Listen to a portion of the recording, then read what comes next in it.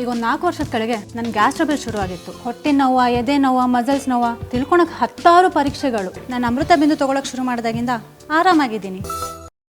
ಈಗಾಗಲೇ 13 ಜನ ಸಚಿವರಾಗಿ ಪ್ರಮಾಣ ವಚನ ಸ್ವೀಕರಿಸಿದ್ದಾರೆ. ಆದರೆ ಮಹಿಳೆಯರಿಗೂ ಒಬ್ರಿಗೂ ಕೊಟ್ಟಿಲ್ಲ ಅನ್ನುವಂಥ ಚರ್ಚೆಗಳಾಗ್ತಿದ್ದಾವೆ. ಸೊ ನಮ್ಮ ಜೊತೆಗೆ ಪರಿಷತ್ ಸದಸ್ಯರಾಗಿರುವಂತಹ ಉಮಾಶ್ರೀ ಅವರು ಇದ್ದಾರೆ. ಸೊ ಅವ್ರ ಹತ್ರ ಒಂದಷ್ಟು ವಿಚಾರ ಮಾತಾಡೋಣ. ಮೇಡಮ್, ಈಗ ಮಹಿಳೆಯರಿಗೆ ಇನ್ನು ಕೊಟ್ಟೇ ಇಲ್ಲ, ಕೋಟನೇ ಇಲ್ವಾ ಅನ್ನೋ ರೀತಿಯಲ್ಲಿ ಚರ್ಚೆಗಳಾಗ್ತಿದ್ದಾವೆ. ಸೊ 2ನೇ ಹಂತದಲ್ಲಿ ಏನಾದರೂ ತಮಗೆ ಅವಕಾಶ ಸಿಗ್ಬೋದು ಅನ್ನುವಂಥ ನಿರೀಕ್ಷೆ ನಿಮ್ಗೇನಾದ್ರೂ ಇದೆಯಾ? ನಿಮ್ಗೆ ಸಿಗ್ಬೋದು ಅಂತ?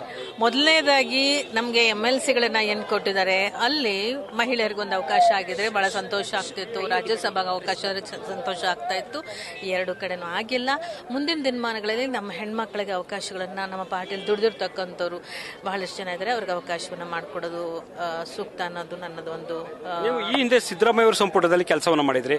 ಸೊ DK ಶಿವಕುಮಾರ್ ಅವರ ಸಂಪುಟದಲ್ಲಿ ಏನಾದರೂ ಅವಕಾಶ ಸಿಗುತ್ತೆ, ಅದು ಕೆಲಸ ಮಾಡಬಹುದು ಅನ್ನೋ ನಿರೀಕ್ಷೆ ಇದೆಯಾ? ನಾವು ಈಗಾಗಲೇ ಹೆಣ್ಮಕ್ಳಿಗೆ ಹೆಚ್ಚಿನ ಸ್ಥಾನ ಕೊಡಿ ಅಂತ ಅಂದ್ಬಿಟ್ಟು ಸಚಿವರ ಸ್ಥಾನ ಹೆಚ್ಚಿಗೆ ಮಾಡಿ, ಯಾಕಂದ್ರೆ ಒಂದೇ ಕೊಡುವಂಥ ಸಂಪ್ರದಾಯ ನಿರ್ಮಾಣ ಮಾಡಿಕೊಂಡಿದ್ದಾರೆ. ಹೆಚ್ಚಿಗೆ ಕೊಡಿ ಅಂತಕ್ಕಂಥದ್ದನ್ನ ಬಹಳಷ್ಟು ಜನ ಕೇಳ್ತಾ ಇದ್ದೀವಿ. ಆ ಪ್ರಕಾರವಾಗಿ ತೀರ್ಮಾನ ಆದರೆ ನಾನು ಸಹ ವಿಧಾನ ಪರಿಷತ್ತಿನಿಂದ ಒಬ್ಬ ಆಕಾಂಕ್ಷಿ ಅಂತ ಹೇಳೋಕೆ ಇಷ್ಟಪಡ್ತೀನಿ. ಈಗ ಮಹಿಳೆಯರಿಗೆ ರಿಸರ್ವೇಶನ್ ಸಂಬಂಧಪಟ್ಟಂಗೆ ರಾಷ್ಟ್ರ ಮಟ್ಟದಲ್ಲಿ ಚರ್ಚೆ ಆಗ್ತಿದೆ, ಅದನ್ನು ಕೂಡ. ಸೊ ಇಲ್ಲಿ ಸಚಿವ ಸ್ಥಾನ ವಿಚಾರದಲ್ಲಿ ಸಂಬಂಧಪಟ್ಟಂಗೆ ಮಹಿಳೆಯರಿಗೆ ಪ್ರಾತಿನಿಧ್ಯವೇ ಸಿಗ್ತಿಲ್ವಾ ಅನ್ನುವಂಥ ಚರ್ಚೆಗಳು ಆಗ್ತಿದ್ವಿ. ಆ ಥರ ನಿಮ್ಗೇನು ಅನಿಸಿದೆ?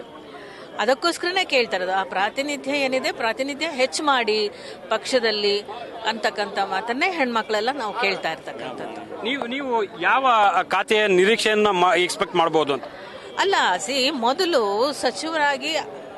ಮೊದಲು ಸಚಿವರಾಗಿ ಆಯ್ಕೆ ಆಗ್ತಕ್ಕಂಥದ್ದು ಬಹಳ ಇಂಪಾರ್ಟೆಂಟ್ ಆಗತ್ತೆ. ಆ ಆಯ್ಕೆ ಆಗಬೇಕು ಅಂತ ಹೇಳಿದ್ರೆ ಹೈಕಮಾಂಡ್ನವ್ರು ತೀರ್ಮಾನ ಮಾಡಬೇಕಾಗತ್ತೆ. ತೀರ್ಮಾನ ಮಾಡಿದ ನಂತರದಲ್ಲಿ ನೀವು ಕೇಳಿದ ಪ್ರಶ್ನೆಗಳಿಗೆಲ್ಲ ಉತ್ತರ ಇರುತ್ತಲ್ವಾ. ಮೊದಲಿನ್ನೂ ಅಪೇಕ್ಷೆ ಒಂದು ಆಕಾಂಕ್ಷಿಯಾಗಿ ನಾನಿನ್ನೂ ಬೇಡಿಕೆ ಸಲ್ಲಿಸ್ತಾ ಇದ್ದೀನಿ. ಸೊ ಹಾಗಾಗಿ ಮುಂದಿನದೆಲ್ಲ ನಾನು ಈಗಲೇ ಏನೂ ಉತ್ತರ ಕೊಡೋಕ್ಕಾಗಲ್ಲ. ಅಲ್ಲ, ನಿಮ್ಮದೇ ಪಕ್ಷದಲ್ಲಿ ಈಗ ಒಂದಷ್ಟು ವಿದ್ಯಮಾನಗಳಾಗ್ತಿದ್ದಾವೆ ಅಂತ. ರಾಮಲಿಂಗಾರೆಡ್ಡಿ ಅವರು ರಾಜೀನಾಮೆ ಕೊಟ್ಟಿದ್ದಾರೆ. KH ಮುನಿಯಪ್ಪ ಅವರು ನನಗೆ ಸರಿಯಾದ ಖಾತೆನೇ ಕೊಟ್ಟಿಲ್ಲ ಅನ್ನುವಂಥ ಬೇಸರ. ಇದು ಹೊಸದಾಗಿ DK ಶಿವಕುಮಾರ್ ಅವರು CM ಆಗಿದ್ದಾರೆ. ಈ ಸನ್ನಿವೇಶದಲ್ಲಿ ಹೇಗೆ ಅನಿಸುತ್ತೆ ಇವೆಲ್ಲ? ಇದು ಒಳ ಅಂತರಂಗದಲ್ಲಿ ಎಲ್ಲವನ್ನೂ ಬಗೆಹರಿಸಿಕೊಳ್ತಕ್ಕಂಥ ಕೆಲಸ. ನಮ್ಮ ಮಾನ್ಯ ಮುಖ್ಯಮಂತ್ರಿಗಳೇನಿದ್ದಾರೆ DK ಶಿವಕುಮಾರ್ ಸರ್ ಅವರು, ಅಥವಾ ನಮ್ಮ ಮಾಜಿ ಮುಖ್ಯಮಂತ್ರಿ ಸಿದ್ದರಾಮಯ್ಯ ಅವರು ಮತ್ತು AICC ವರಿಷ್ಠರು, ಇವರೆಲ್ಲರ ಗಮನಕ್ಕೆ ಬಂದಿರುತ್ತೆ. ಇದನ್ನ ಶೀಘ್ರವಾಗಿ ಬಗೆಹರಿಸ್ತಾರೆ. ಯಾಕಂದ್ರೆ ತುಂಬಾ ಇಂಪಾರ್ಟೆಂಟ್ ಲೀಡರ್ಸ್ ಇವರೆಲ್ಲ, ನಮ್ಮ ಪಕ್ಷದ ಆಸ್ತಿ. ಸೊ ಆದ್ರಿಂದ ಅಷ್ಟು ಸುಲಭವಾಗಿ ಬಿಟ್ಕೊಡೋದಿಲ್ಲ, ಎಲ್ಲ ಸಮಸ್ಯೆಯನ್ನು ಬಗೆಹರಿಸ್ತಾರೆ. ಸೊ ಇದಿಷ್ಟು ಕೂಡ ಉಮಾಶ್ರೀ ಅವರ ಸ್ಪಷ್ಟವಾದ ಮಾತುಗಳು. ಕ್ಯಾಮರಾ ಪರ್ಸನ್ ಶಿವಾನಂದ್ ಜೊತೆ ಹರೀಶ್ ಕಪೂರ್, ನ್ಯೂಸ್ ಫಸ್ಟ್, ಬೆಂಗಳೂರು.